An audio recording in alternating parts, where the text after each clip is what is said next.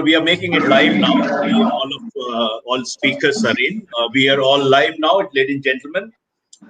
Very, very warm welcome to all of you on this afternoon. In Delhi, the weather has taken a very pleasant turn, even as we continue to struggle to get the pandemic situation under control. A very, very warm welcome to you. Good evening, India. Good afternoon, Europe. Good morning elsewhere. Excellencies, distinguished panelists, friends from India and all over the world, ladies and gentlemen.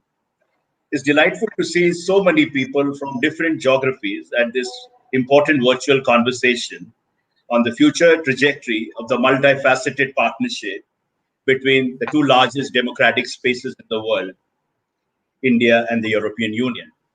When we talk about India and the European Union, we are talking about close to 1.8 billion people. And in terms of sheer economic weight, India and the EU put together accounts for something like $21 trillion GDP.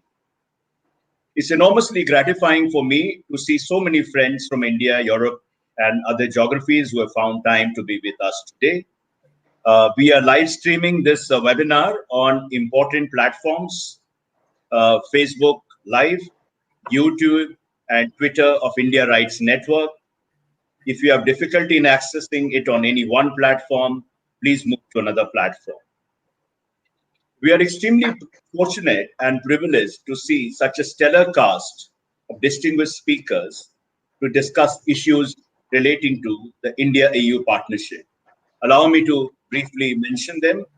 His Excellency Ugo Astuto, Ambassador of EU to India. Her Excellency Romana Blahutin, EU's Ambassador at Large for Connectivity. Dear friend Mr. Sandeep Chakrabarti, Joint Secretary Europe West, Ministry of External Affairs, India. His Excellency Vincenzo Di Luca, Italy's Ambassador to India. His Excellency Freddy Swan, Denmark's Ambassador to India. His Excellency Carlos Pereira Marques, Portugal's Ambassador to India. I will introduce them in greater detail when I ask them to speak. Ladies and gentlemen, before I start and dive into the main theme of the conference, a few words about our organization and myself. My name is Manish Chand. I'm founder and CEO of India Rights Network, an emerging think tank and publishing media platform focused on international affairs. We also publish India and the World, a magazine journal that has carved a niche among the diplomatic and strategic community in India. We have recently set up Center for Global India Insights, a think tank that focuses on geopolitics and actionable foreign policy analysis. Our core areas of activities include IR research, publishing, media, and conferencing. In the past few months, we organized many well-appreciated and well-attended webinars on mapping next steps in India-Africa partnership, from G7 to G11, India-Italy partnership, future of India-US relations under President Joe Biden, and the way forward for India-Bangladesh relations, just to mention a few. We also co-hosted webinars with our partners, the High Commission of Canada and India, on topical themes, portrayal of environment-related issues in the media separately. These webinars were marked by the participation of eminent speakers and unfettered discussion. We hope that our webinar today on the India-EU relations will live up to our reputation and raise the bar for informed discussions on foreign policy issues. Ladies and gentlemen, now let me come to the master theme of the webinar, India-EU 2.0, New Synergies, New Horizons. By all reckoning, the India-EU leaders meeting on May 8, 2021 was a pivotal moment and an inspired exercise in transformational diplomacy. In a unique gesture that underscored the rising importance of India in the EU's foreign policy calculus, the leaders meeting was the first ever summit between the two largest democratic spaces in the 27+1 format. It's only the second time the EU had such a 27 plus summit with any other country after the United States. The optics were captivating. Prime Minister Narendra Modi had a virtual face-to-face interaction with leaders of 27 European nations, as well as Charles Michel, President of the European Council, and Ursula von der Leyen, President of the European Commission. There were many special and memorable gestures. The Portuguese port city of Porto was lit up in the colors of the Indian flag. Belgian Prime Minister Alexander De Croo greeted Prime Minister Modi with Kemsho in Gujarati. And Portuguese Prime Minister Antonio Costa, the presence of all leaders, proudly flaunted his Overseas Citizen of India card. It wasn't just spectacle and convivial virtual chatter, though, but the summit resulted in a string of defining steps that is going to scale up India-EU partnership to a higher stratosphere. What we are calling today the 2.0 version. This 2.0 version of the India-EU strategic partnership will include, among others, a transformational and balanced FTA, enhanced international coordination, and a landmark connectivity partnership that involves partnering in joint infrastructure projects in third countries. The summit's other key outcomes included setting up of a task force on artificial intelligence and a joint working group on resilient supply chains. In other words, the first 27 plus 1 summit has raised the bar and set new benchmarks for the India-EU economic and strategic partnership. But looking ahead, the real challenge lies in time-bound implementation of key outcomes, as this alone can fructify benefits of India-EU partnership for people of the two sides. The discussions today are designed to precisely achieve this. Picking the brains of some of our finest diplomats from India and EU and strategic experts to chart an actionable roadmap for advancing the 2025 India-EU agenda. Here, I would like to urge each speaker to come out with specific concrete suggestions and initiatives which will enable us to add more heft and substance to this blossoming partnership. I would also urge each speaker to come out with some new ideas to scale up visibility and projection of the multifaceted India-EU partnership across the spectrum. This is important as despite the growing partnership, there is limited public awareness of the EU as an institution in India and Europe in general, beyond a few beautiful touristy countries. The burgeoning partnership, in the end, between the two normative powers dedicated to promoting rules-based international order will not only benefit over 1.8 billion people living in India and EU countries, but also the region and the world. Before I request our keynote speaker, the ambassador of EU to India to speak, let me briefly outline some housekeeping rules. You can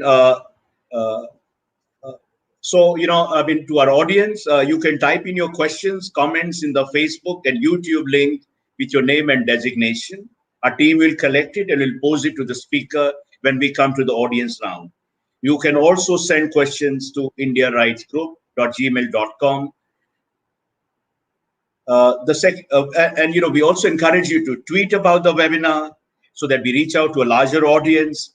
Please do not forget to tag at the rate of India Rights TGII on Twitter handle.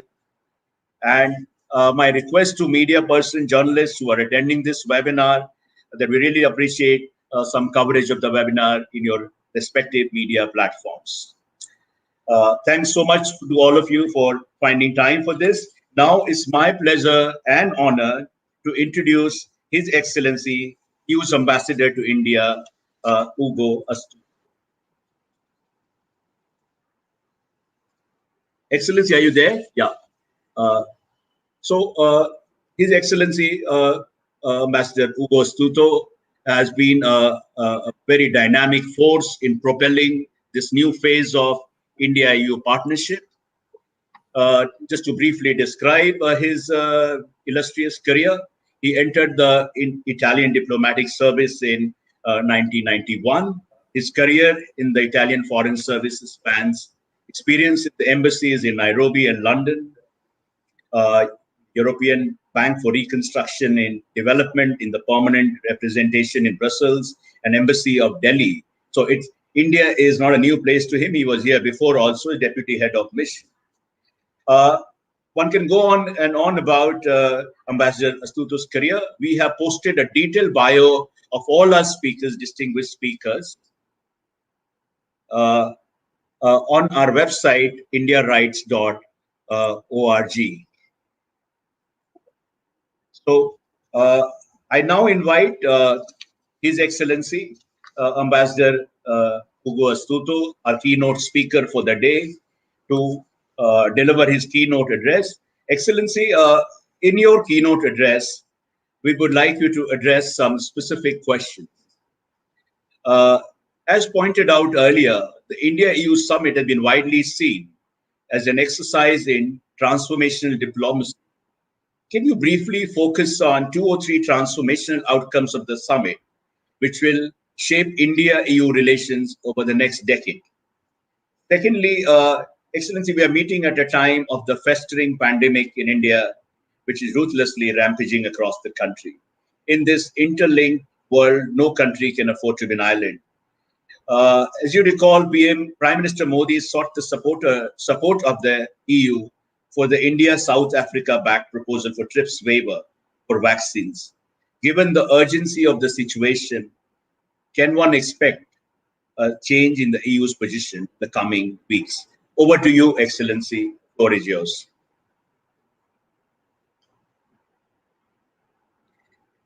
Excellency, the floor is yours. He's not able to listen. Ambassador, can you hear me? Manish, I think he's putting in the chat that he's unable to hear. Neither is Romana able to hear. Oh my God. Process, yeah. So your Can technical person is can you hear me? Yeah, yes, we can hear you. We can hear you. Can you hear me? Yes. Right. Well, if you hear me, that's the important thing, I guess. And what about Excellency? Can you hear me? I cannot hear you, but let me try. So.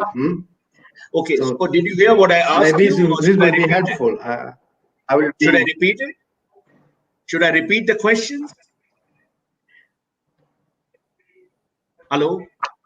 Can you give me a thumbs up? Should I speak? Okay. Excellency, my question, a couple of questions you may like to address in your keynote speech.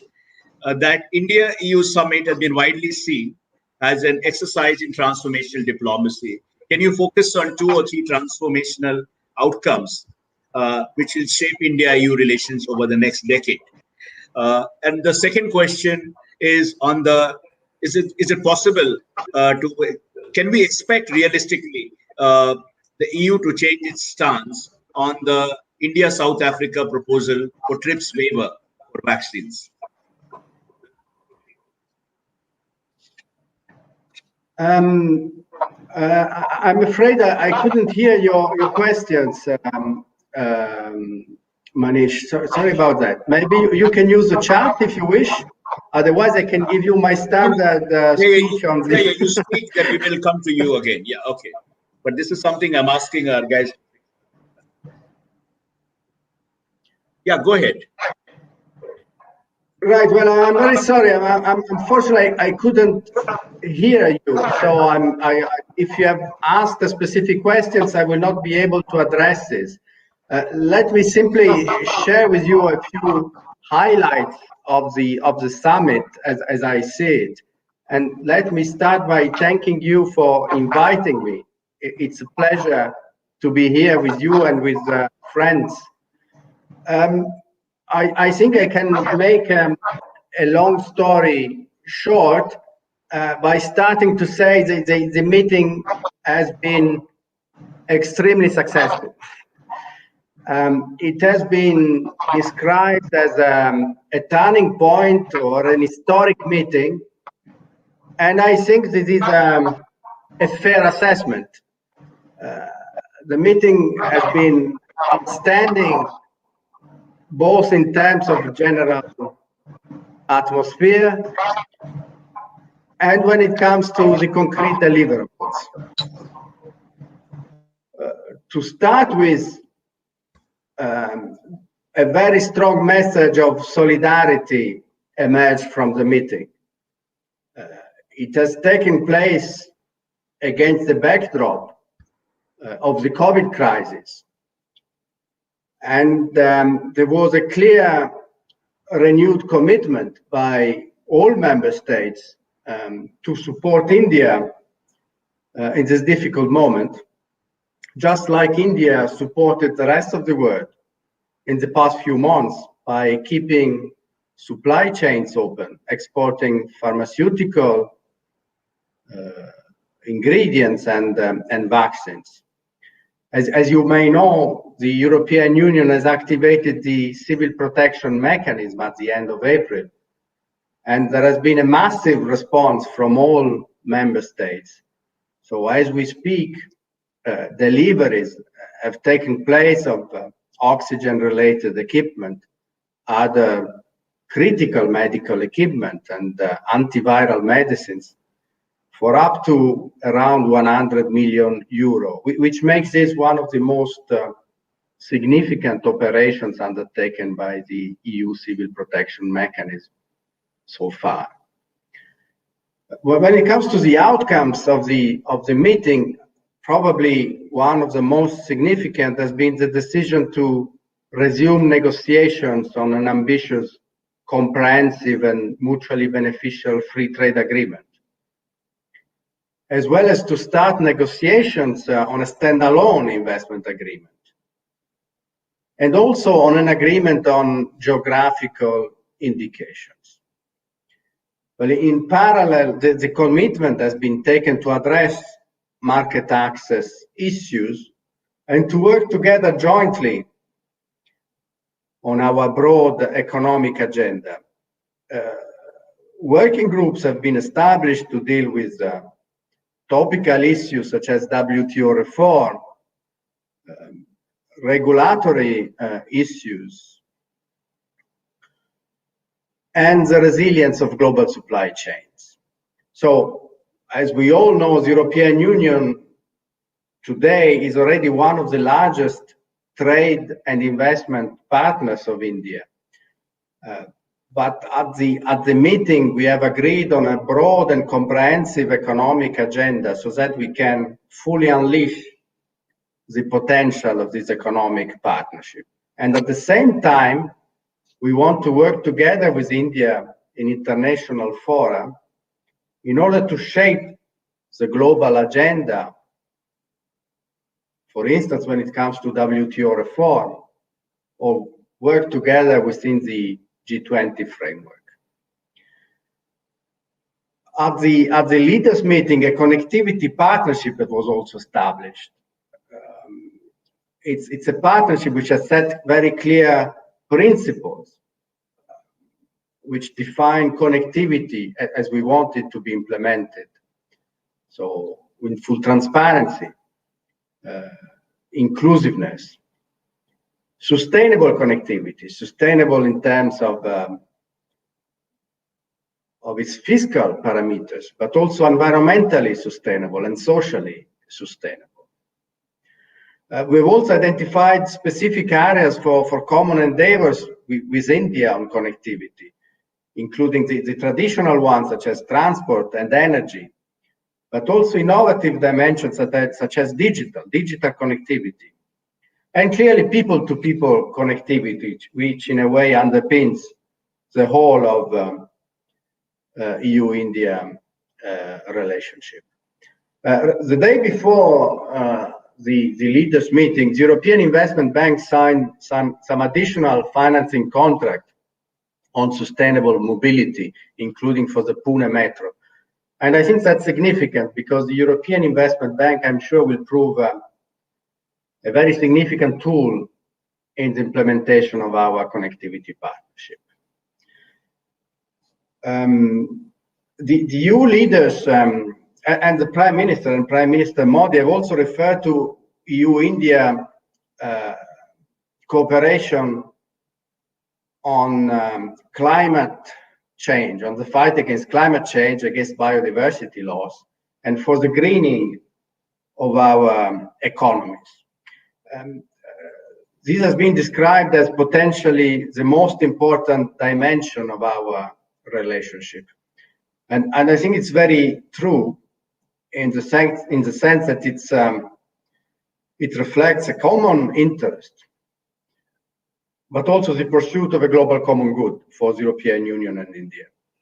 We have resumed our climate dialogue.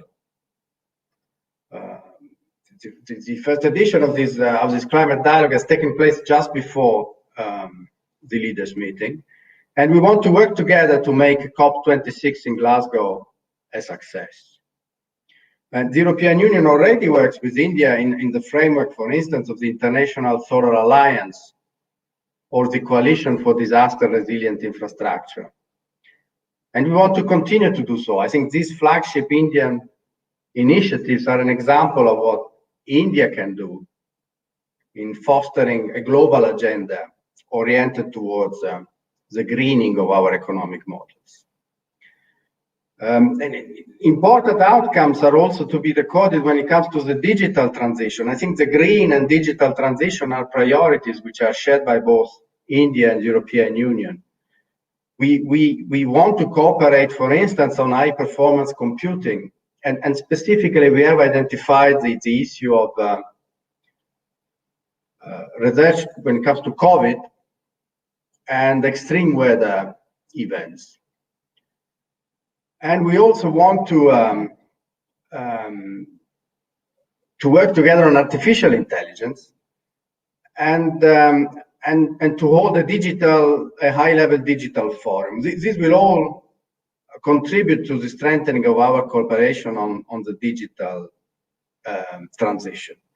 There are also other dimensions, such as the rollout of 5G networks, or the issue of data protection, where the EU and India can work together, particularly since we are both democracies and open societies. So in a way, we are facing the same challenges. And I think this emerged very clearly when our executive vice president for the digital transition, Mrs. Verstager, participated in the Resina dialogue and had a number of meetings inside of Resina. So what we have seen is a convergence of interests also when it comes to the digital transition. On foreign and security policy, let me recall the new focus on the Indo-Pacific following the EU Council conclusion recently adopted and the drafting of our EU strategy on the Indo-Pacific. You can see that also in the framework of our connectivity partnership with India, but also on the broad economic bilateral agenda and our drive to strengthen cooperation on foreign and security policies. Basically, the European Union is a major stakeholder in the Indo-Pacific, and we want to contribute to its prosperity and stability. And we feel that we share the same principles. We believe in a rules-based system of international governance. So we share the same principles with India, and we want to work with India in order to foster a cooperative approach to international relations in the region, including when it comes to maritime security and respect for international law. To be noted also the joint statement on Afghanistan, which was released by the foreign minister, by Dr. Jaishankar and the High Representative, Josep Borrell, a few days before the leaders' meeting. I think that's an example of strengthened cooperation on foreign and security issues, which we can follow up also on different topics and dimensions based on our shared values and converging interests. So let me conclude here by again reiterating it was an excellent meeting, a very positive atmosphere, also with a number of very symbolic gestures, including let me recall, the Prime Minister of Portugal holding his Overseas Citizens of India card. And let me also recall here what the Prime Minister Modi said, that the European Union and India can together be a force multiplier for global good in the 21st century. I think that's a very apt definition indeed. And with your permission, I will close here.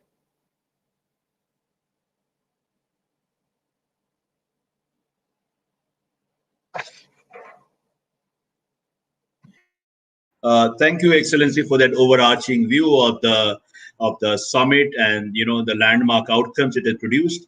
Are you able to listen to me now? You can. Yes, now I do.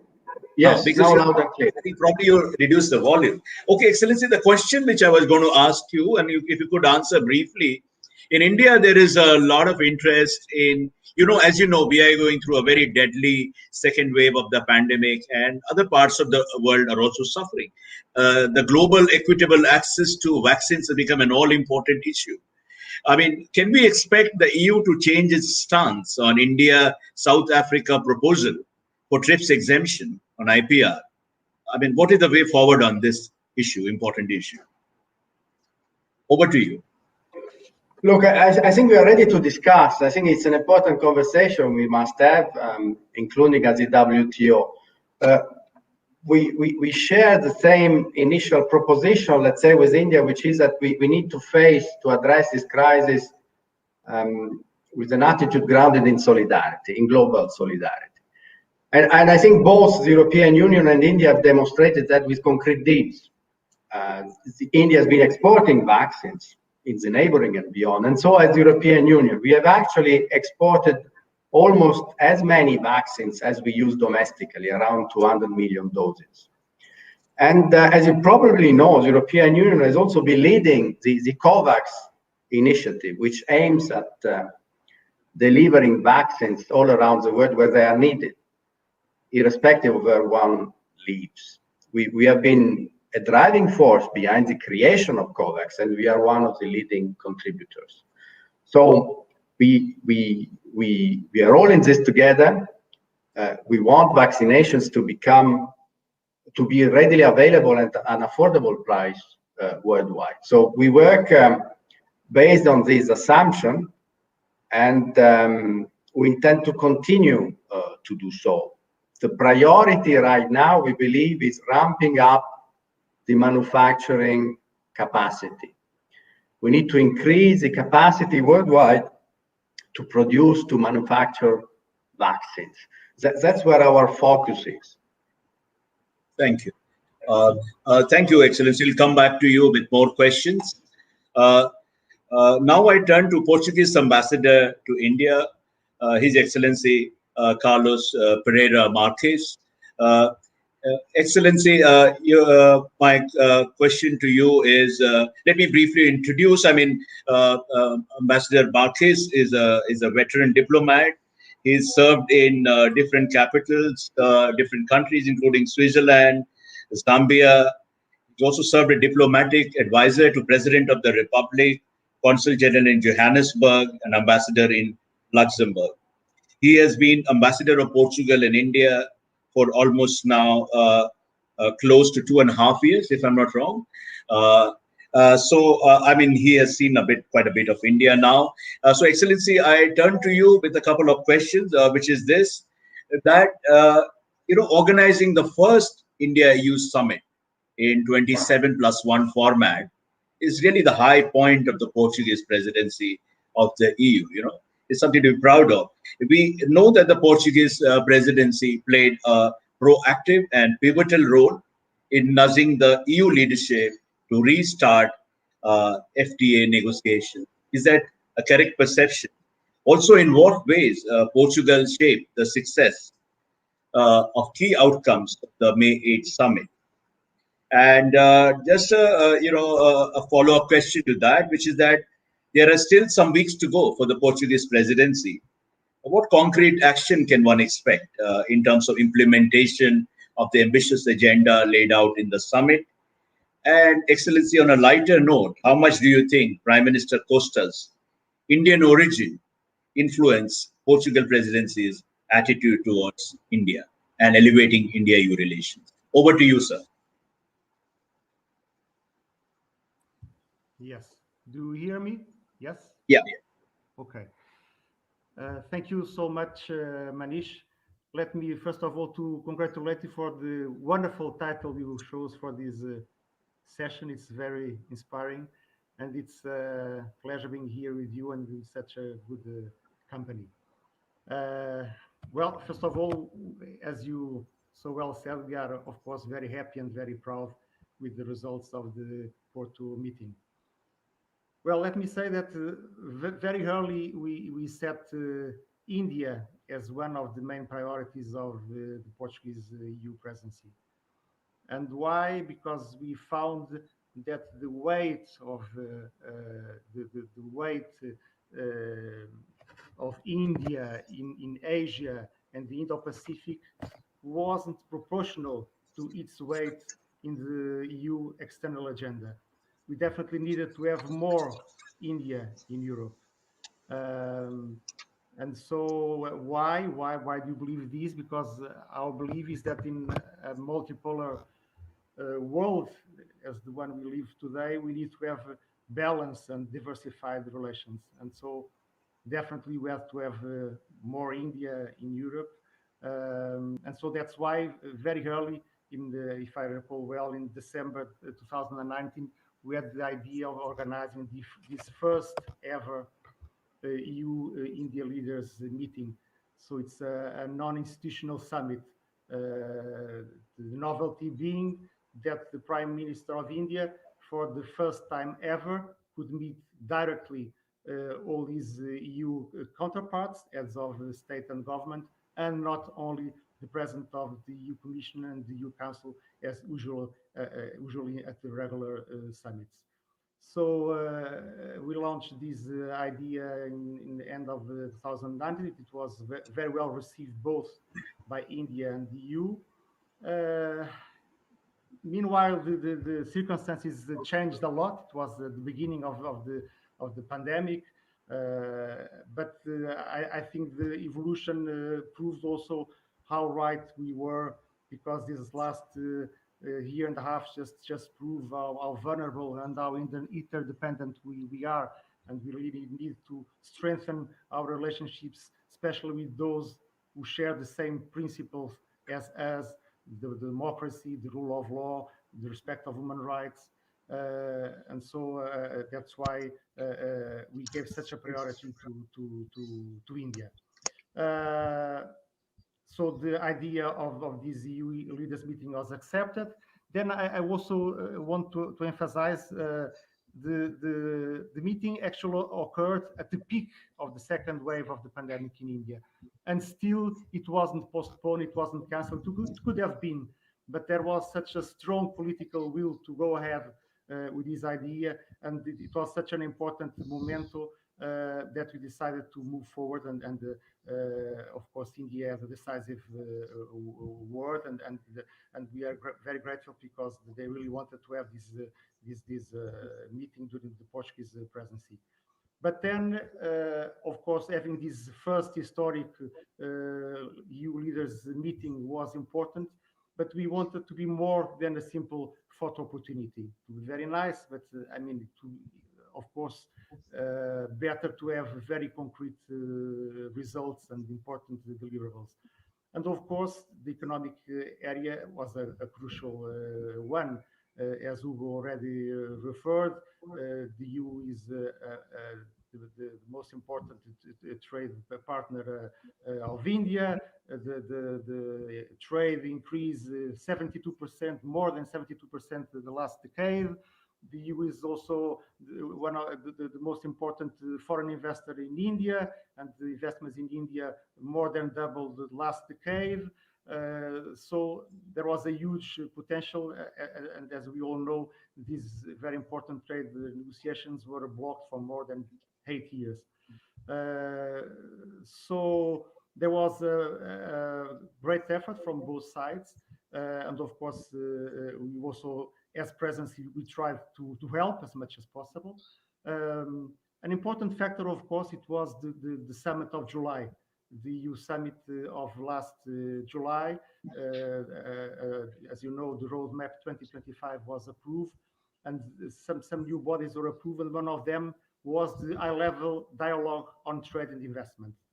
And the work of this new body was crucial these preparatory negotiations. Because now we didn't have negotiations just on a technical level, but also as a political level, because this high-level dialogue is presided on the India side by Minister Goyal, and on the EU side by the DG Trade, Valdis Dombrovski. So it had a political element that was definitely very important. And there was at least 2 meetings of this high-level dialogue on trade and investment before the Porto meeting. So technical negotiations, this now a new element, the political level, but there was also a very strong political will from both sides. It was clear. What did we do as presidency? We tried to help as much as possible. There was also, of course, some diplomatic work behind the scenes. Our foreign minister, who was very, very, very keen since the beginning on our relationship with India, had several meetings with Minister Jai Shankar. He had a meeting with Minister Goyal. He had a meeting also with the Minister Sitaraman. Our Secretary of State for Internationalization came here on April. He had meetings with the Secretary of State for Finance, with Minister Puri. I met myself, Minister Goyal. Minister Goyal himself, he also wanted to meet all the EU heads of missions to explain on all clarity the Indian position.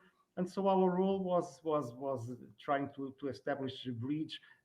Also, sometimes it's very important to clarify the positions, So we try to understand better the Indian position, to understand better the EU and the EU Commission position. And finally, thanks to a very strong political will from both sides, as I said, we could reach these very positive results, and we are very, very, very happy with these results, not only concerning the trade, but also in investment and geographical indications. Now, the way forward. You told that we still have 1 month ahead. The leitmotif of the Portuguese presidency is a time to deliver for a digital, green and social transition, and we firmly believe it's important to deliver. Of course, our priority will be the FTA and investment negotiations. They are very important. As you know, the board in charge to follow up and to take care of these negotiations is the high-level dialogue on trade and investment. Both parts want to have results at the earliest possible date. Of course, we know that are very difficult and demanding and complex negotiations, but that is definitely a priority, and we work on that. And India will remain crucial for the EU. It will be still a priority for the Slovenian presidency. Next September, we will have this EU strategy on the Indo-Pacific, which is very important. So I'm very, very enthusiastic about the perspective we have ahead. Your last question concerning our Prime Minister, and he really considers himself, of course, a Portuguese citizen, but also a representative of the India diaspora abroad, and that's why he displayed so proudly both his OCI card and his Portuguese passport at the summit. I think of course it helps, and we have between India and Portugal, we have we meet for more than 500 years, so we have a very important element of trust between us. That's very, very important. And of course, there's this personal relation of our Prime Minister with India also helps. I cannot deny it, of course. Right. Excellency, thanks so much for that inside view. of the role of the Portuguese presidency in the summit and in the larger relationship. I now turn to Sandeep Chakravarti, dear friend and the suave and the dynamic diplomat who worked day and night for the success of this summit. Now, Sandeep tells me that, he's been invited to so many of these events that, EU also crops up in his sleep, start chattering about EU in the course of his sleep. He dreams about EU and all that. Sandeep, my question to you is that since you had a privileged seat in these negotiations and you played an important role in shaping the joint statement and other important outcomes, give us an inside view of what happened. Especially we would like to know that what are those areas where you deployed your fabled charm to pull it off, where you got the EU to concede to issues of Indian interest. And on a more serious note, you may likely have written also and spoken about Indo-Pacific convergence between India and the EU. How do you look at the convergence we see reflected in the joint statement? Over to you, Sandeep.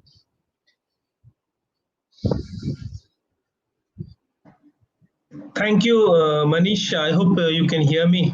Wonderful to be on this panel with many friends and with ambassadors Ugo and Ambassador Vincenzo and Ambassador Freddy and Carlos, and of course Romana has joined us from Brussels. I hope, Romana, you can hear us now.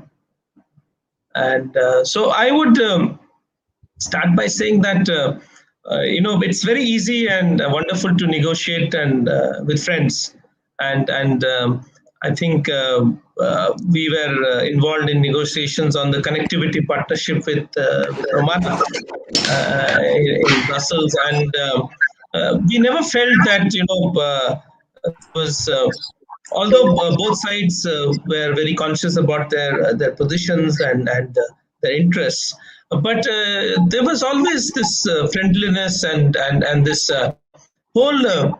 I think the sentiment that what we are doing is for common good, and I think I would just recollect what Ugo said, that what Prime Minister said in the meeting, that India and EU are force multipliers for common good. I think that sentiment is there, and it's very pervasive, and it was very evident in the room which we joined in virtually, and we saw the sentiment coming across very, very positively, very strongly, and 19 EU leaders spoke.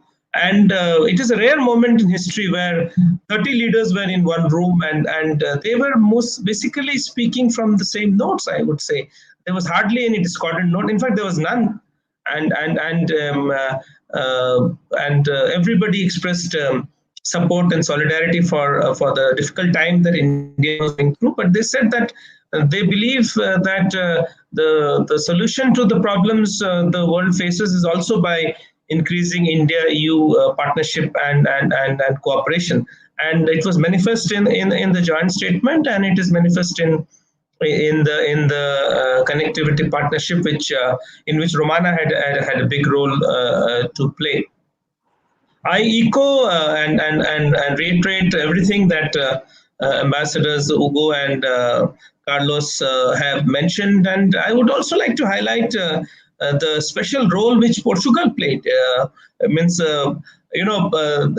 Behind the scenes, which Carlos was mentioning, I would share a few details about the behind the scenes activity. In the peak of the pandemic, Portugal sent its Minister of State for Trade and Commerce to India for discussions with MOS Mr. Hardeep Puri, and I thought it had a role. And then the conversations which Minister Silva Santos had with the ministers in the government of India, and the telephone conversation of Prime Minister and our Prime Minister, and the general diplomatic effort. Every capital, every leader that we spoke to voiced support for the India-EU relationship. And I think the outcomes were there for all of us to see. So I am very optimistic about the outcomes and follow-up that will happen. You see, the EU relationship is special in the sense that we have relationships, extraordinary relationships with member states. So and some member states are represented here: Italy and Denmark and Portugal. Extraordinary relationship with the member state. And then we also have a relationship with EU. EU has what should I say? Domain on certain issues, for instance, trade or on climate change or on the normative aspects of the relationship. And in trade and investment, we were not moving forward. And we saw in this meeting of the EU with the EU leaders a unique opportunity to push through a resumption of the trade negotiations. And I think there was reciprocation. And there was a lot of support from everywhere, and we achieved that. Now I think the challenge would be to keep up with the momentum, to start the negotiations, to do the pre-FTA discussions, to make the scoping papers, to share our views, and then quickly embark on negotiations and reach conclusion. Because if we do not successfully do it, then I think we would be belying the faith that the leaders have reposed on us. In fact, Prime Minister said in the meeting that we should not let it just to the bureaucrats or the negotiators to reach a conclusion of the FTA. The politicians, the political leadership also have to lean on them and ensure that it is guided. We are lucky that we have this high-level mechanism, the high-level dialogue led by Vice President Dombrovskis and our Commerce and Industry Minister, which will monitor the progress. So I am very optimistic, and although it's not easy to, from the Indian perspective, to negotiate with the EU and FTA because they are masters in FTA negotiations, and they also have to carry the concerns and the stakes of all 27 member states. So that becomes a challenge, and I understand and appreciate that. But we would also like to move on with that, and I think political will within India. We want a stronger economic relationship with Europe, and that's going to happen. I was just remarking in the previous event that I was attending that somehow maybe in India we on a regular basis do not realize the importance of Europe for India. But if you see over the last 8-10 months, the virtual summits that we have held, most of them have been with Europe. The 15th EU summit in July. Then we had a summit with Luxembourg, with Italy, with Denmark, with Sweden, with Netherlands, and now the EU leaders meeting. So large number of meetings have taken place. So that proves that there is substance and depth in the relationship, and putting our money where the are there. So I think, and it is being reciprocated, and I would strongly urge you to watch this space, and you will find a lot of follow-up. Already, as we are talking, Hugo sent me a mail. He wants a meeting tomorrow itself with me on a follow-up of some of the discussions that were held in the summit. So there you are.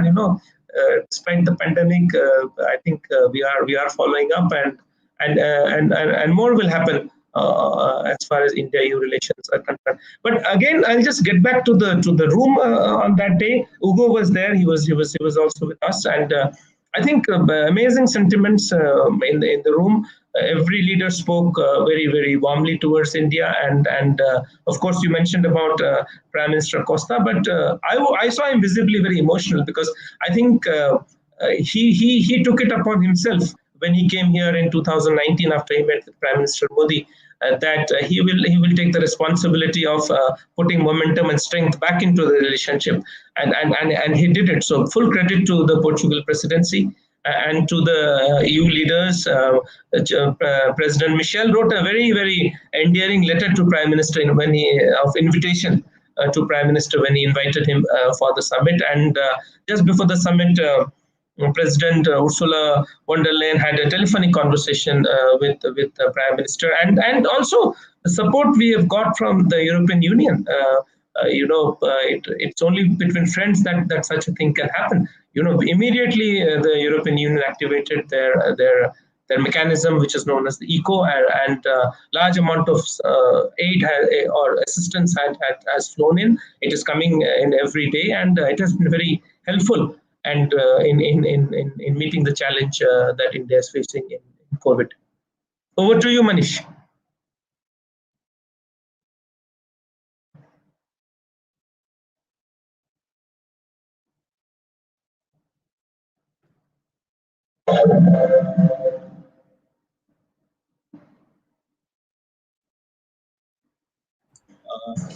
Thank you, Sandeep. For that very enlightening and illuminating inside view. I now turn to Ambassador Romana Vlahutin.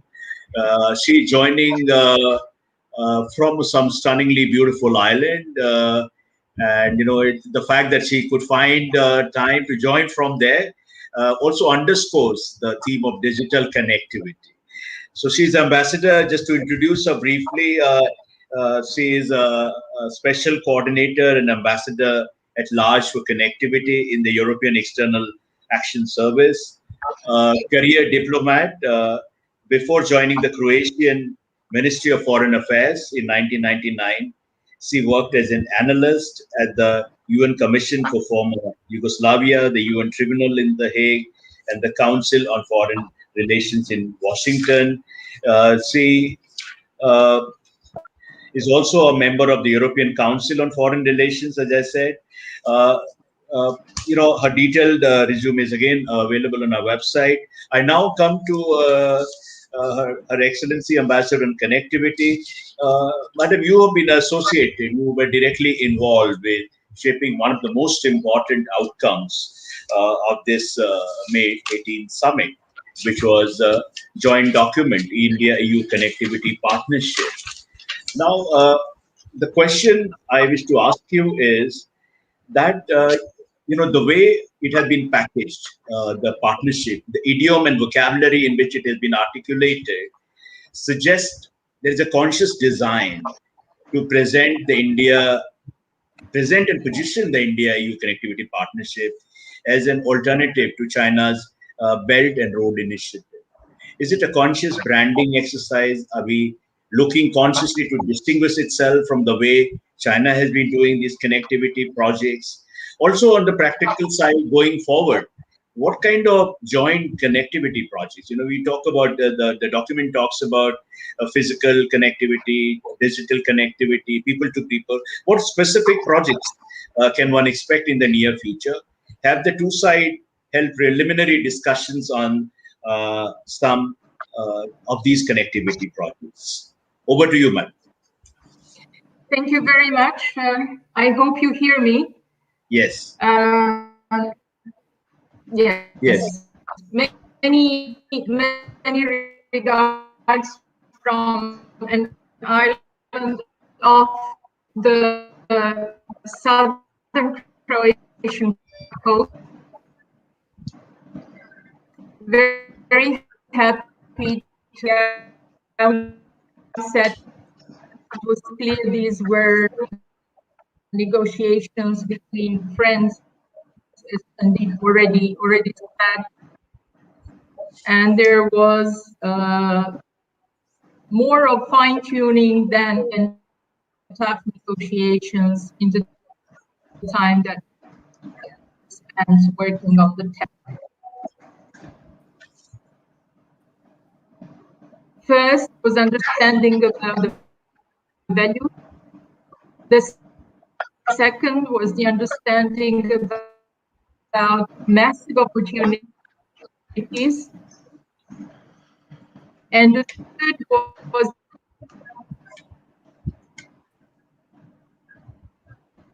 I would not say this was in any way deliberately done as an alternative to party peace about cannot be emphasized enough. We have, from the very first minutes, the environmental, fiscal, and economic sustainability, and then for level playing field, of course, because connectivity is an extremely expensive and extremely useful environment for private investments. It is not by chance that the two most mentioned outcomes of the summit were the resumed trade talks and connectivity partnership together with us on investments on connectivity, and the needs are massive. The World Bank estimates that globally, annually, there is a need between 1.83 trillion euros, which is the kind of money that you can get only if you really crowd in private capital at a very large scale. The second agreement we had was that this is a massive opportunity. European Union and India, it's 1.8 billion people living in democracies in a data economy. When you put these together, this really is, I would say, first and foremost, a massive investment opportunity, not only into new technologies, but also in people.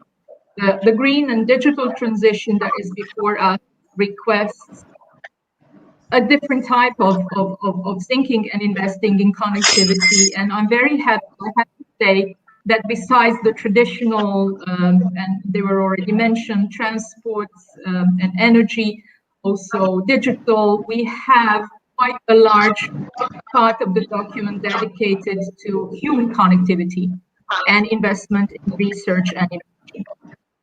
And then the third element we agreed on from the very beginning, this is partnership for the future.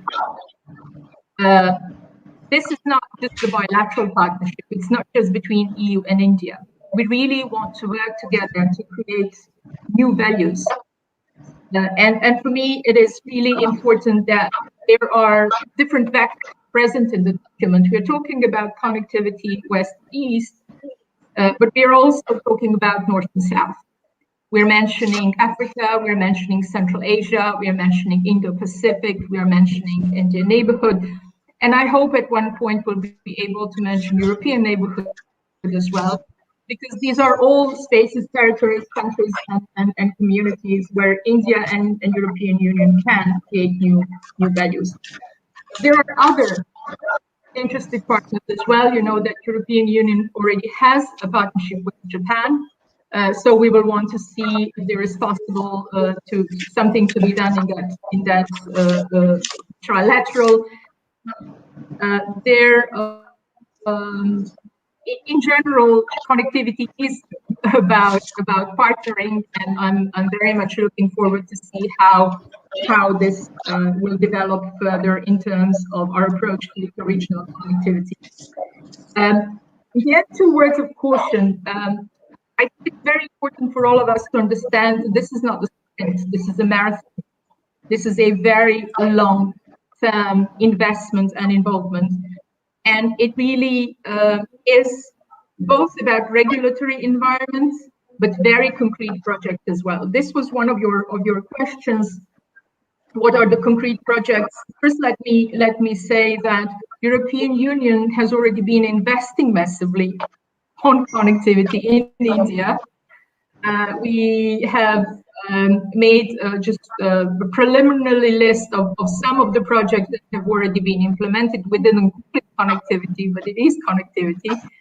And we are looking forward to sitting down with our colleagues from Delhi and looking at the elements that are needed to sort of have a a real plan on how to support investments in connectivity. Primarily, I would want to be able to look at the financing side. Financing of connectivity is of essence.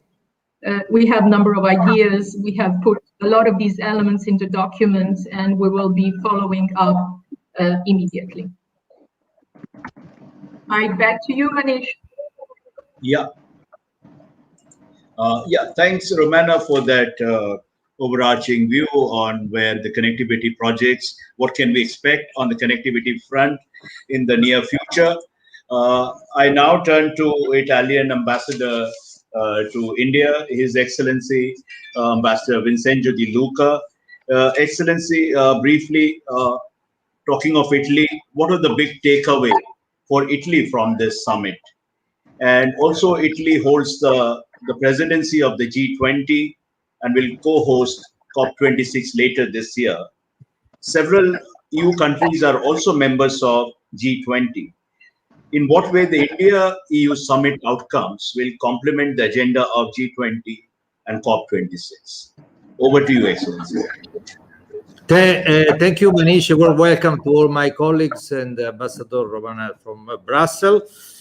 I think there is a coincidence between the EU-India agenda and G20 and COP26 agenda. We will chair G20, we'll co-chair COP26 this year. G20 agenda have three pillars: people, planet, prosperity. Of course, when talk about people, we talk about also the present dramatic health challenges coming from the pandemics. And G20 will be focused on how to tackle this crisis all over the world. We will host next Friday an important summit, a global health summit, precisely discussing and trying to make proposals for a further international cooperation on health and pandemics. Second is planet. Planet is major challenges, climate change and the process towards Glasgow.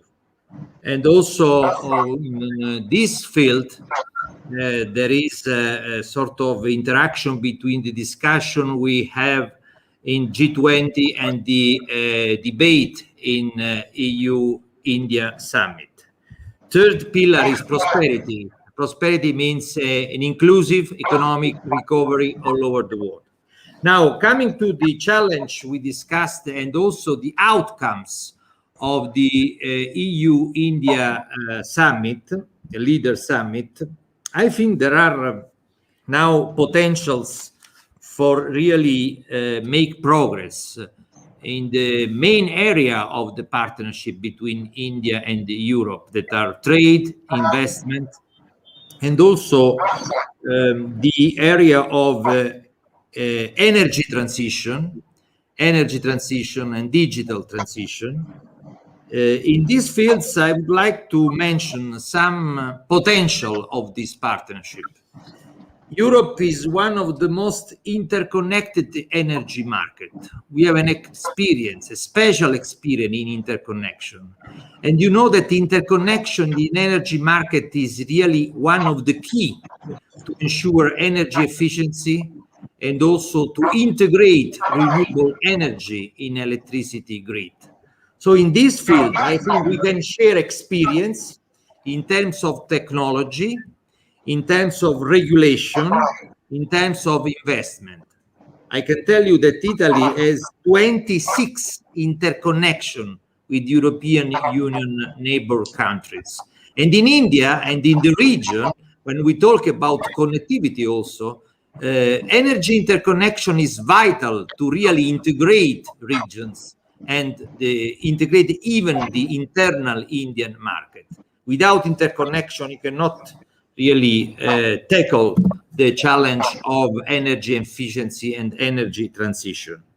The same is for digital transition. In Italy, we experienced the program of Industry 4.0, that is the interaction between digital service and manufacturing. The same here in India. So I think there is really a potential to go on in the framework established in Oporto. I would also say that this summit, compared with the previous exercises, because the special partnership between the European Union and India started in the year 2000, but now I think we have a political momentum, that's for sure, a political momentum to further really enhance this special and strategic partnership.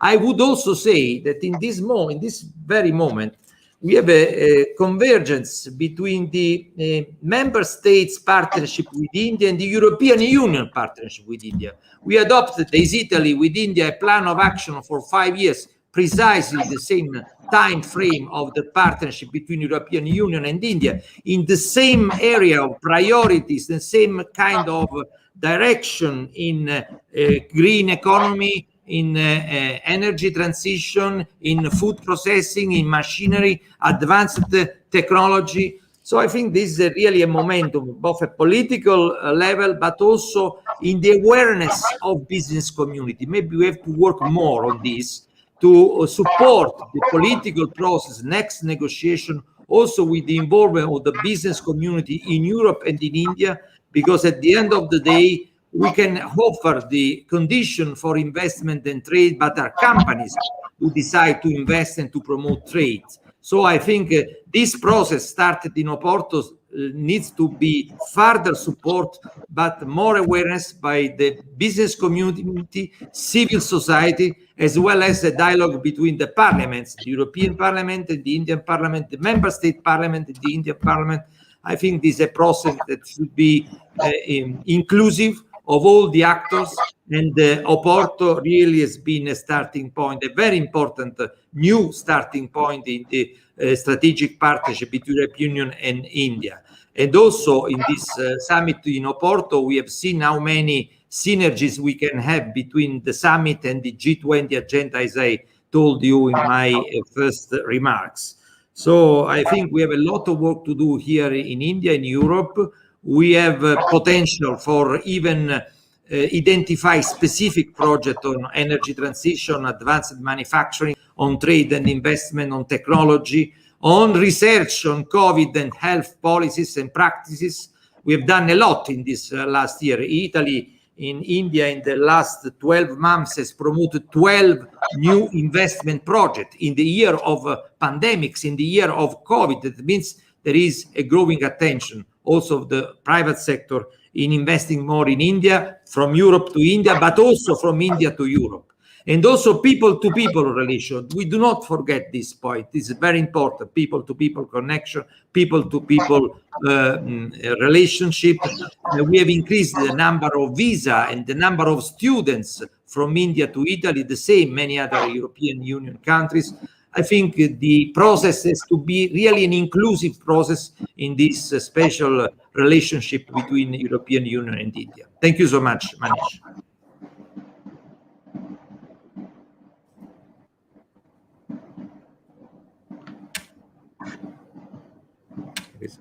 Thank you, Excellency, for that very optimistic view on the road ahead. Now I turn to Denmark's ambassador to India, His Excellency Freddy Swan. Excellency, I had the privilege of interviewing him some time back, and I was struck by his optimism and conviction in India's rise and destiny. What I want to ask you today is this: has the second wave of the pandemic in India impacted your optimism about India's future?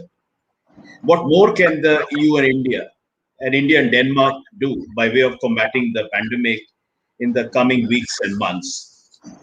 Also, coming to the second part, which is on the climate change agenda, which emerged out of the India-EU summit. Given Denmark's expertise in green and renewable energies and technologies, what role can Denmark play in advancing green partnership between India and the EU? Over to you, Excellency.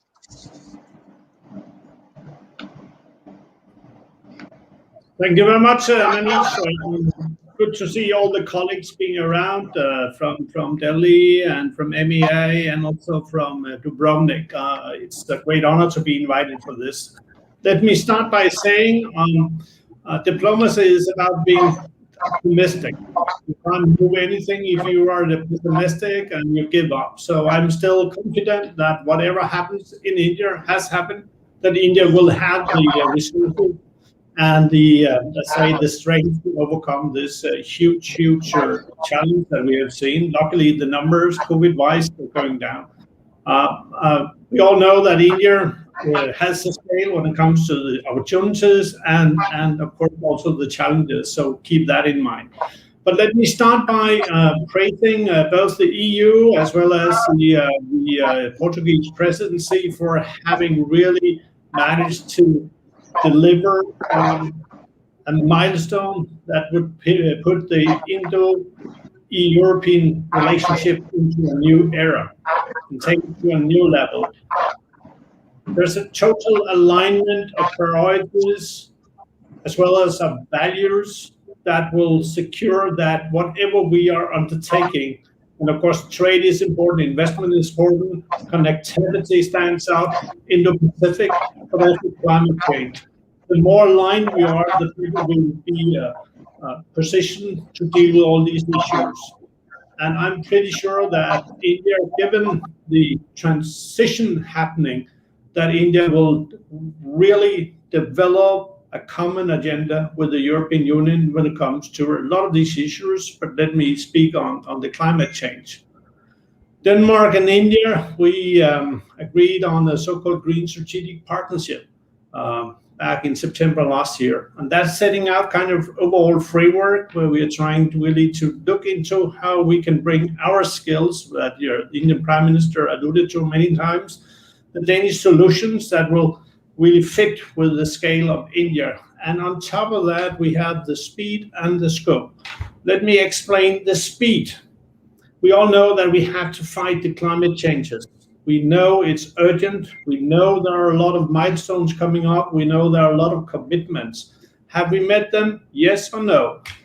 Back in 2009, we had the famous COP15 in Denmark. At that time, the developed countries promised to transfer $100 billion per year to the developing countries. It has not happened. So it's a big issue that we have to deliver on.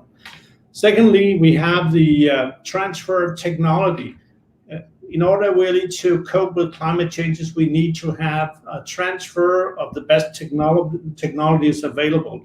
Why? Because India is in a phase where India has to develop, and the EU-India summit is setting out the right framework for this continued high-level dialogue on climate change and energy. So in that context, I think we have reached a very important milestone. Not that the summit per se delivered any spectacular results on the climate change, but given the overall context where we are fully aligned as to priorities, basic principles, I think we have an even better platform really to deliver. Also in view of what was highlighted in the statement, namely that the process or transition towards low carbon future has to be just and equitable. And there we have, from the EU side, seen from my point of view and Denmark's point of view, we have to bring in the skills, the solutions that India will need in her transition to a far better and more sustainable and greener society. And if you look into the statement, the headline reads, protecting our planet and fostering green growth. Our experience is that green growth is not just about political statements. It's also a better way to create new and permanent jobs. So in that context, I think the summit in that context also delivered. And I sincerely hope that we will see a lot of progress in the coming years. So in that context, EU and India are the natural partners. And I do hope with the good officers and the good efforts of India, G7, G20, and so forth, that we will be able to deliver on the COP26, which is an important milestone where we have really to commit ourselves to the goals that were set out by the Paris Agreement. All right. Thanks, Excellency. Green is the way to go. Green is the color of the future and also the India-EU relations. We have a few questions from the audience now. I will read out some of that. This question is from Sunaina Malhotra. She is a research scholar. This is posed to EU's ambassador to India, Excellency Ugo Astuto. She asked that, the EU-India partnership focused a great deal on people-to-people connectivity.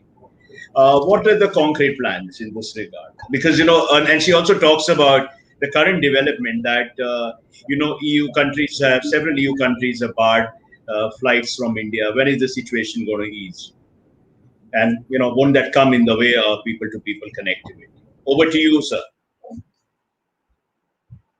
Can you hear me? Well, thank you. Yes, I do. Thank you very much. Well, people-to-people connectivity is something which underpins, I guess, the whole relationship between the EU and India. Actually, it's remarkable how close the EU and India are. Carlos made a reference to that, about 500 years of relationship between Portugal and India. So did Enzo, but I think that's true for the whole continent. And it's entirely reciprocal. It's a dimension we try to foster in all its multiple facets. We try to promote exchanges in culture. We try to promote exchanges in research and innovation. I think it's a brand name in India to Erasmus Plus in its projection even beyond Europe. We've got thousands of students coming from India to Europe and vice versa. I think that's the epitome of what we want to achieve in terms of of an horizontal exchange of experiences. As to the practicalities you were referring to, well, I'm afraid we are all bound, but we are all subject to regulations and obstacles to movement, which are dependent on the current health situation. We can only hope we will manage together to overcome this. In the meantime, we should make the most of the digital tools we have at our disposal. I guess this roundtable today is a good example.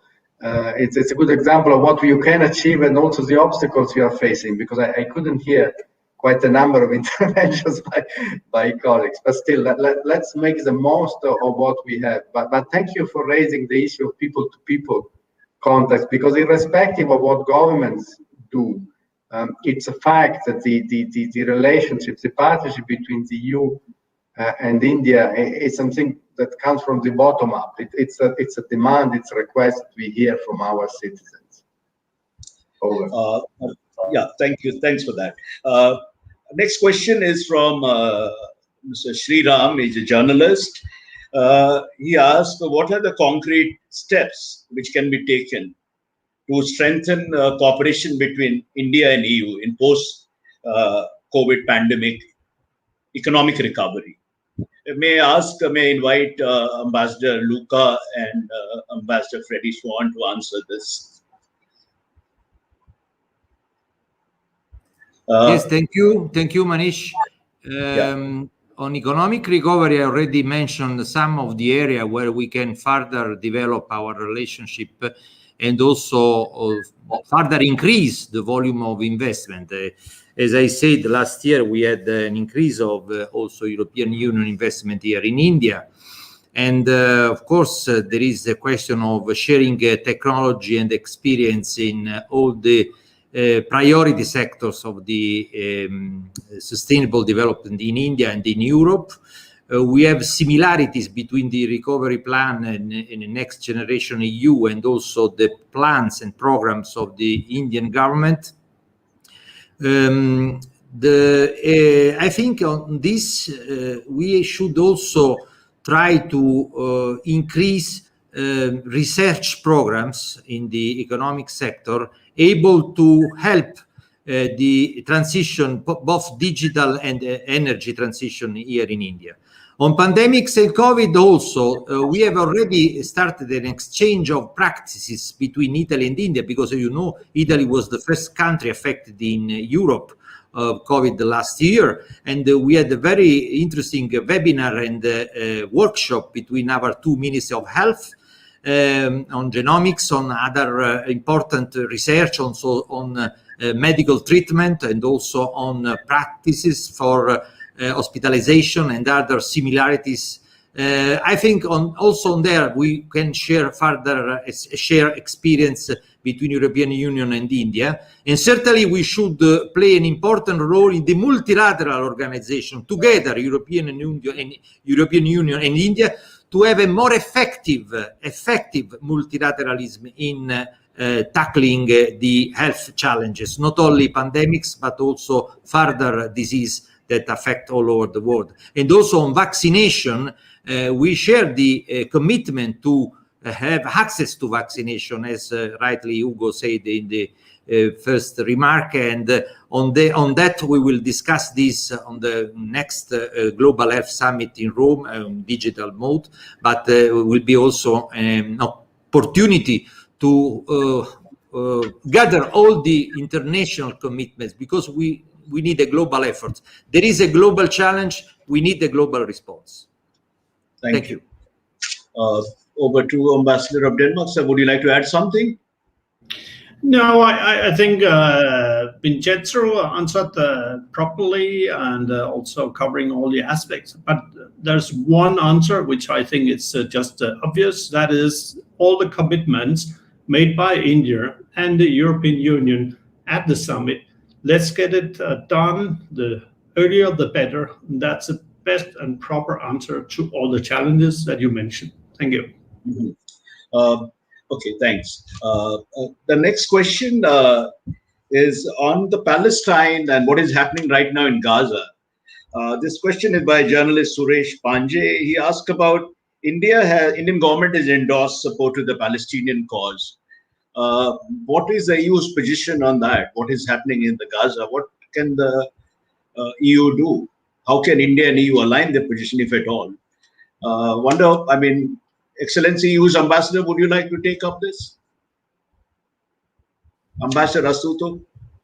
Thank you. Well, I'm probably not the best placed person to comment on the situation in the Middle East, since I'm posted in India now for almost 2 years. But let me simply say that there has been a statement recently issued by the High Representative Borrell, so I'd like to direct the journalist to that statement. Basically, we condemn violence, and we ask for dialogue, which is the only way forward. Thank you. Right. Next question is from Simran Walia. She's a research assistant with India Rights Network. She asked, this is addressed to Sandeep, how can India and EU cooperate further in the Indo-Pacific region, keeping in mind China's growing assertiveness? Over to you, Sandeep. Thank you, Manish. What I want to say on this is that irrespective of other powers, what India views is that a multipolar Asia is, we welcome a multipolar world, and we believe that EU is one of the major poles in the world, and so is India. And a multipolar Asia is needed or important for a multipolar world. So we welcome engagement with the EU as a whole and member states in the Indo-Pacific. We are waiting. We have seen the conclusions of the Council. We believe that in September the strategy will come out. Meanwhile, some European countries have come out with the strategies. We welcome those strategies. In fact, we have been working with some member states in some way already.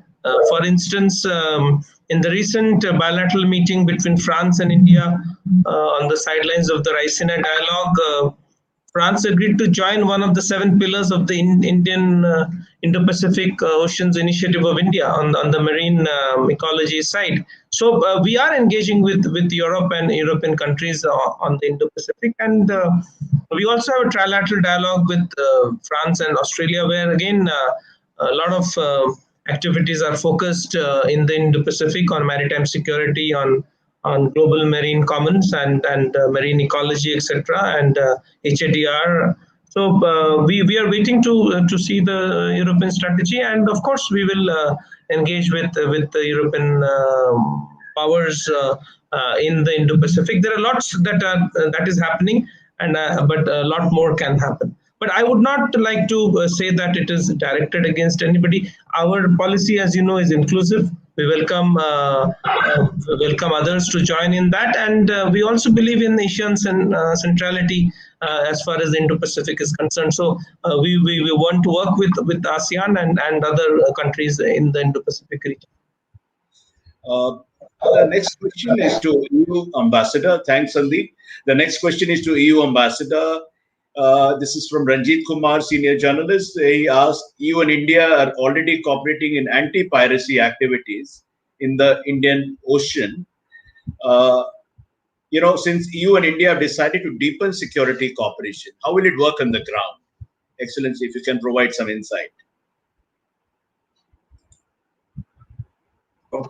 Yes, thank you very much. Well, that's one of the dimensions we want to explore as a follow-up, also follow-up to the leaders' meeting. Even before the leaders' meeting in January, for instance, we had the first maritime dialogue between the European Union and India. As the journalist correctly says, we already have some experience of cooperation between the Indian Navy and the EU anti-piracy operation Atalanta off the coast of Somalia. Well, we want to build on it. And we want to explore further avenues for cooperation also when it comes to security, based on our convergence on the same principles, whereby security is grounded in respect for international law. All right, thanks. The next question is from Habibullah Sarkar. He's a student in Marwar University. He's asking again about people-to-people part of the relations there. And he's asking, in this pandemic, it's too difficult to get international scholarship and EU visa for international students. What is the way out? Any steps have been taken? Excellency, would you like to answer? These are all EU-centric questions, or any of the ambassadors would like to answer this, that what is being done to, ease visa issue for students? Well, what I can say again, we are in the midst of an unprecedented situation, which has created havoc in all dimensions of life. This also includes the movement of people and visas. So we remain committed to a healthy exchange of students and professionals between Europe and India. But this is subject, obviously, to the contingencies of the health situation on both sides, actually.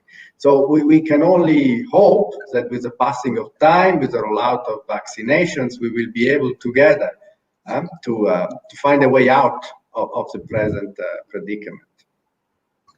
All right, thanks. The next question is from Nivedita Mukherjee. Again, she's a journalist.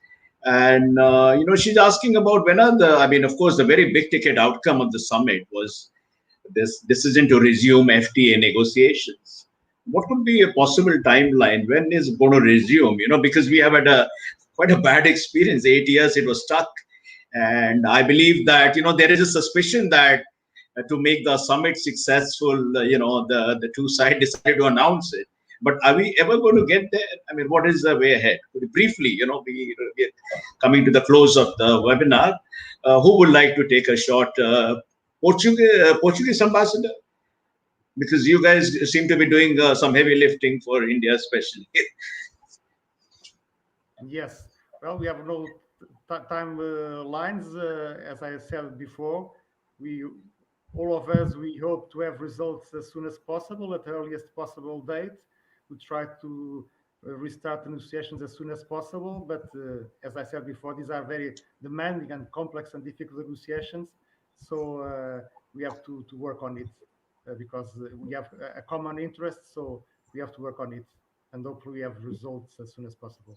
Thank you. Right. Thank you.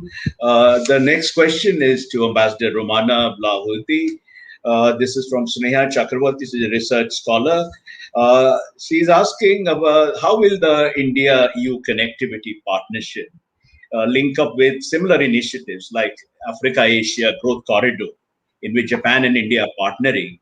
And, she's also voicing her skepticism, like about all these grand infrastructure connectivity projects. Like India, Japan have been talking on this Africa-Asia Growth Corridor. Nothing much has emerged out of it. Are we looking at some sort of tentative dateline? And what's the way forward? How to integrate these two? I mean, that is the question. Africa, Asia Growth Corridor. Yeah, thanks a lot. I think I already said this is a long-term discussion. This is a marathon, and the needs are massive. And the way we respond needs to really be in a way that we at all times maintain sustainability of the project. So this is for us the most important part, that all the investments that we make actually make sense and bring benefit to the communities where the investments are done. I have already mentioned that we do have a partnership with Japan. I know that the issue of connectivity is going to be discussed at the G7 summit. It, of course, is discussed at the G20 as well. So there is a lot of sort of connecting the dots and different ideas and different plans on how to really tackle this. You know that the US came with this idea of blue dot network and etc. So I think what is truly important here is that all of us find the best possible and most straightforward way of partnering with private investors and private capital. Because again, the scale is such that public financing cannot afford to do much. So we have to find the best formula of really crowding in private capital. And there are elements in our partnership. If you look carefully at the last part of EU-India connectivity partnership, you will see that we are sort of listing a number of ways where we think, and instruments where we think that convergence of those can bring us to the point where much more interest will be shown by the private investors. When we talk about connectivity, we talk about massive economic opportunities, but we also talk about responsibilities that we have when investing in large-scale infrastructure, so that countries don't end up in a debt that they cannot repay, so that these projects really bring the benefits to the societies where they are built. So in a way, I see this just as a beginning of a long-term, careful partnership on large-scale infrastructure. I said we are already doing quite a lot in the last decade. European Investment Bank has invested around 3.5 billion on connectivity inside India. I mean, a lot of metro projects were actually built by loans from the EIB and support from European investors. Also, there has been around 10 billion in the last decade from different member states, all in one way or another on connectivity projects. We are now looking at this in a more focused way. I think that investment in digital infrastructure and in general investment in digital is going to be the next big thing. I mean, India is extremely young. I think half of population average age is below 25. So it's really a massive opportunity there. And we need to look at this with a bit of patience and very good planning in terms of how we prepare for what I think is the next generation of infrastructure that is needed. Right. Thanks so much for that perspective. The last couple of questions. This question is from Yash Acharya. He's asking about, he feels that smaller countries in the European Union have probably some greater connect with India. But his question probably is this, that in this broader rubric of India-EU partnership, probably the focus has been on bigger European countries. How to advance relationship with smaller countries. And also I got another question, which is on the India Nordic Summit, which is expected to be held in June, if I'm not wrong. Both the questions, if the ambassador to Denmark answer, that would be great.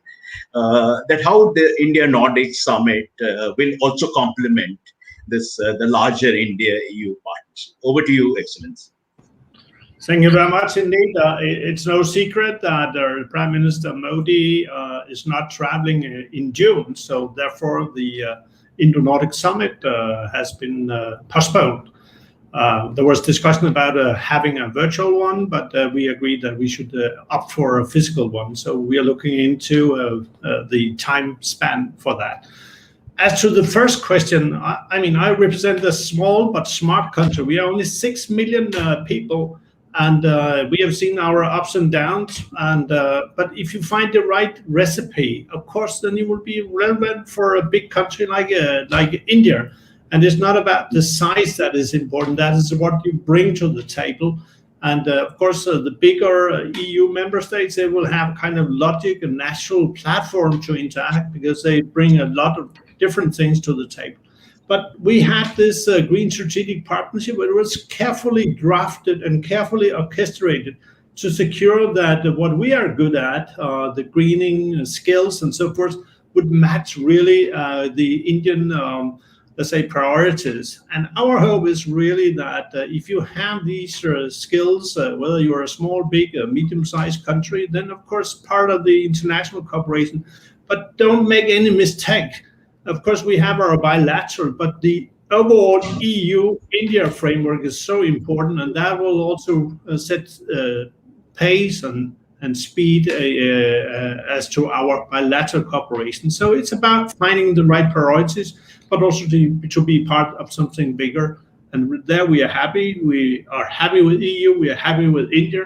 And in between, we are navigating, trying to connect wherever it's possible. So connect the dots, the green dots, for a better and greener future. That is our response. Thank you.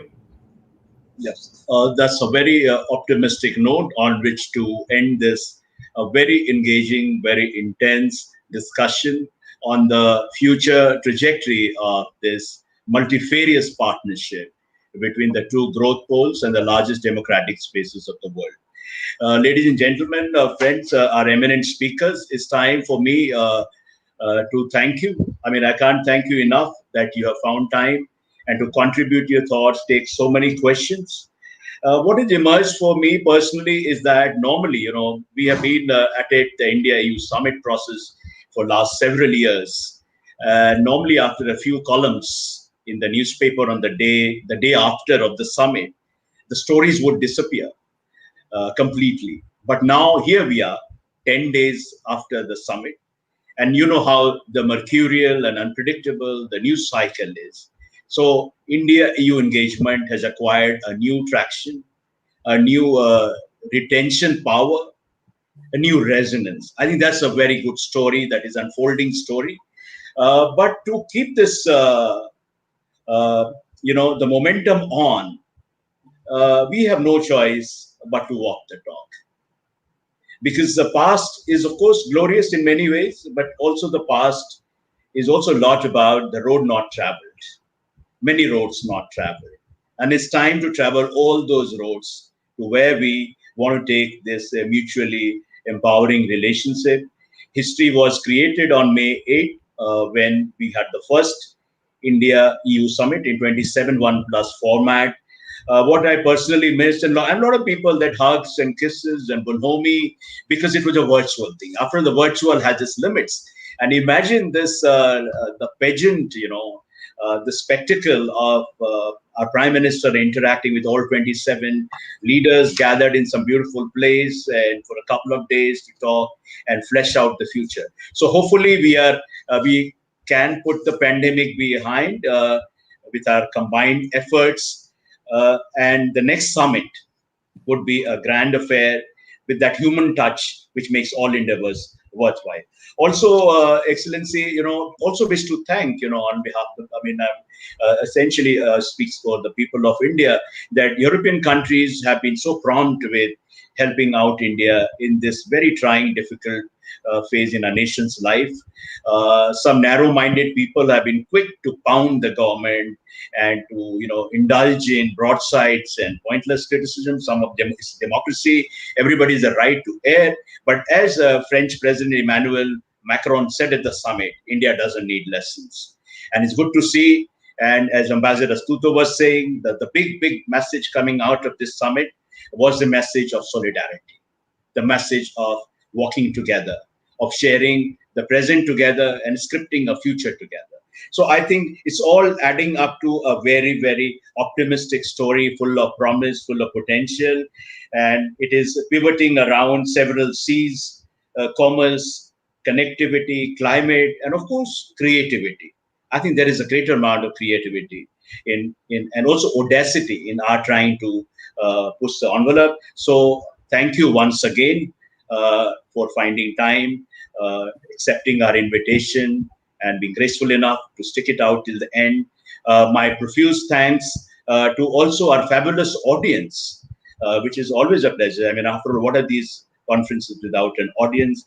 We had a very rich and eclectic audience comprising diplomats, think tankers, business houses, and the rest. And we will be publishing the proceedings of this webinar, this very rich and nuanced conversation, in the forthcoming edition of our India and the World magazine. We'll be getting in touch with you with the version of it, if you like to polish what you said and all that. And it would be great to have you back at another pivotal moment in India-EU partnership. Thank you once again. Thanks so much. And Excellency, my one request, can we have a group photo? Because, when you try to put the photos, we all looking at different sideways. So let's look at front, the smiling face. Again, yeah. And with a victory hand that we will triumph over the pandemic soon. All right. Okay. Thank you so much. Till we see each other again. Thank you so much. Thank you.